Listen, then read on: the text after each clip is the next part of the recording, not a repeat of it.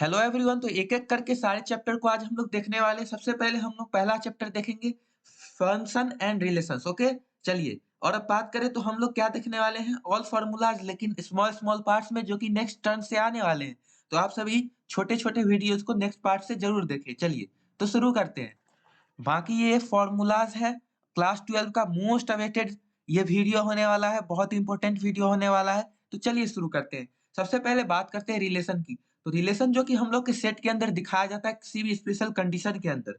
तो उसके हम लोग टाइप्स की बात करें तो सबसे पहला हमारा टाइप्स आता है रिफ्लेक्सिव रिलेशन, ठीक है।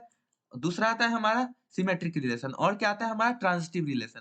रिफ्लेक्सिव क्या होता है, अगर कोई फंक्शन ए और ए अगर आर में बिलोंग कर रहा है, उस सेट आर के अंदर बिलोंग कर रहा है, तो हम लोग उसको क्या कहेंगे, रिफ्लेक्सिव, बिकॉज कि उसके अंदर ए और ए है। कहने का ये मतलब है कि हम लोग का ए जो है, ए जो मतलब रिलेशन है, वो खुद से ही मतलब रिलेटेड है एक तरीके से।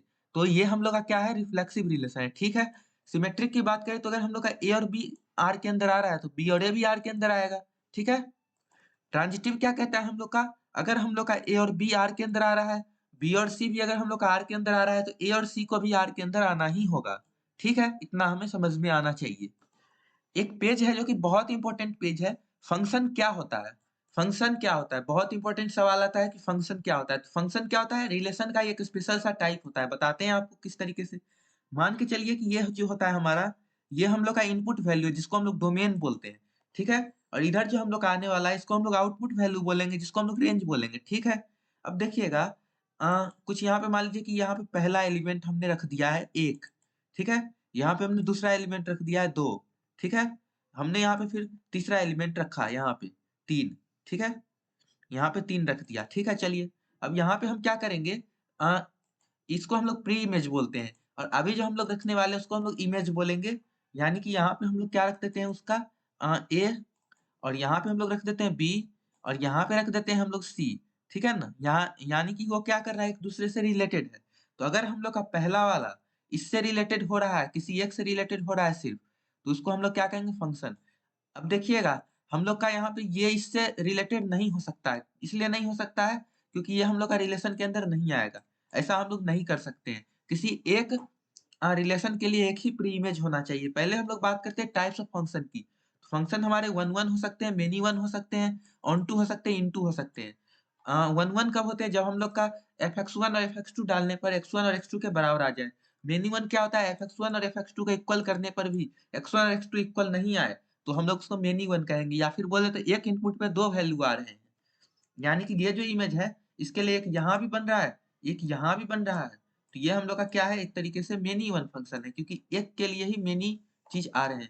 चलिए बात करते हैं ऑन टू की। तो ऑन टू क्या है, जिसमें हम लोग का कोड डोमेन और रेंज दोनों हम लोग का आ जाता है। यानी कोई नेचुरल नंबर का सेट है, तो उसके अंदर हमारा नेचुरल नंबर पूरी तरीके से फिट हो जाएगा, तो हम उसको ऑन टू बोलेंगे, ठीक है। इनटू क्या होता है, जिसमें हम लोग का डोमेन कोडोमेन रेंज के बराबर नहीं होता है। कोडोमेन क्या होता है, कोडोमेन बेसिकली ये होता है, ठीक है। आउटपुट जो हम लोग का निकल करके आता है, उसका टोटल वैल्यू कितना हो सकता है, ठीक है। हम लोग को कितना है, वो हम लोग का रेंज है। आइए हम एक बार समझने की कोशिश करते हैं। चलिए सबसे पहले है हमारा ये और ये। तो हम लोग इसको क्या क्या कहते हैं, पहले हम टर्मिनोलॉजी को डिफाइन करते हैं, ठीक है।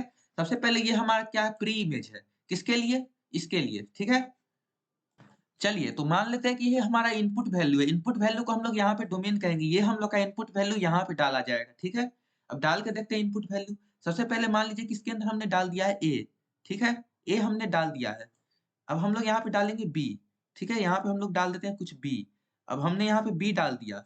अब हम यहाँ पे डाल देते हैं कुछ सी, ठीक है। तो हम यहाँ पे सी डाल देते हैं। अब हमने सी भी डाल दिया है। अब हम लोग इधर क्या करते हैं, उसका इमेज, ये हमारा इमेज को दिखाने का काम करता है। तो इमेज में हम लोग डाल देते हैं वन, और यहाँ पे डाल देते हैं टू, यहाँ डाल देते हैं थ्री, ठीक है, थ्री। तो अब हमारा क्या होगा बेसिकली, ये अगर हम लोग का रिलेशन होगा, तो हम लोग पहले बारी बारी बात करेंगे। अगर हम लोग का रिलेशन होगा, तो हम लोग का ए जो है, वो वन से तो हम लोग का इमेज बन ही सकता है। यानी कि वन से तो इसका वैल्यू, ए का वैल्यू वन आ ही सकता है। साथ में ए का वैल्यू टू भी आ सकता है, ठीक है। ध्यान से सुनिएगा, ए का वैल्यू वन भी आ सकता है, ए का वैल्यू टू भी आ सकता है, और ए का वैल्यू थ्री भी आ सकता है एक साथ।